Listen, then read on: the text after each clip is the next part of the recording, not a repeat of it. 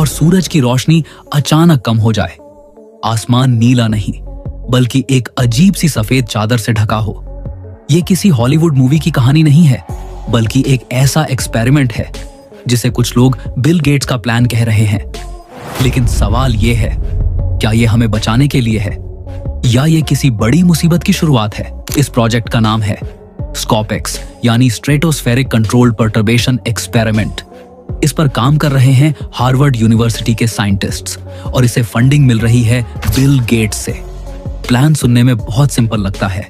एक high altitude balloon को आसमान में भेजा जाएगा और वो हवा में एक खास पाउडर छोड़ेगा जिसे कहते हैं कैल्शियम कार्बोनेट। ये पाउडर आसमान में एक तरह का रिफ्लेक्टिव लेयर बनाएगा जो सूरज की गर्मी को वापस स्पेस में भेज देगा। सुनने में ये क्लाइमेट चेंज का सॉल्यूशन लगता है, लेकिन अगर ये इतना सिंपल है तो साइंटिस्ट्स इसके खिलाफ क्यों हैं?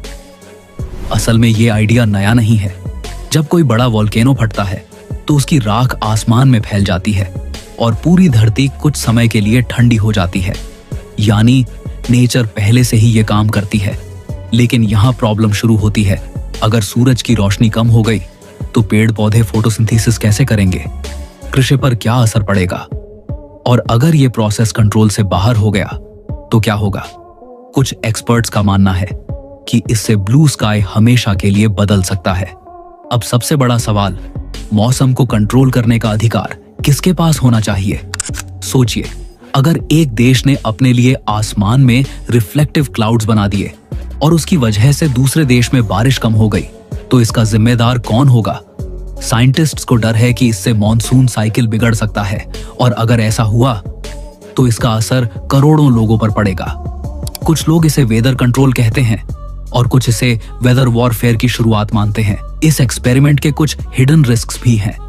कुछ रिसर्चर्स का कहना है कि ये पार्टिकल्स ओजोन लेयर को नुकसान पहुंचा सकते हैं। ओजोन लेयर वही ढाल है जो हमें हार्मफुल रेडिएशन से बचाती है। अगर ये लेयर कमजोर हुई तो स्किन डिजीजेस और एनवायरमेंटल डैमेज बढ़ सकता है। इसके अलावा जब ये पार्टिकल्स बारिश के साथ नीचे आएंगे तो हमारी मिट्टी और पानी पर क्या असर होगा? इसका एग्जैक्ट जवाब अभी किसी के पास नहीं है। अब सवाल आता है, ये सब अभी क्यों? असल में क्लाइमेट चेंज तेजी से बढ़ रहा है और कुछ साइंटिस्ट मानते हैं कि अब एक्सट्रीम स्टेप्स लेने पड़ेंगे। इस प्रोजेक्ट का एक टेस्ट स्वीडन में होना था, लेकिन वहां के लोकल लोगों और एक्टिविस्ट्स ने इसका विरोध किया और टेस्ट रोक दिया गया। लेकिन आइडिया अभी भी जिंदा है। कंक्लूजन तो अब सवाल आपके सामने है, क्या हमें कुदरत के साथ इतना बड़ा एक्सपेरिमेंट करना चाहिए? क्या यह फ्यूचर को बचाने की कोशिश है या हम एक नई समस्या को जन्म दे रहे हैं?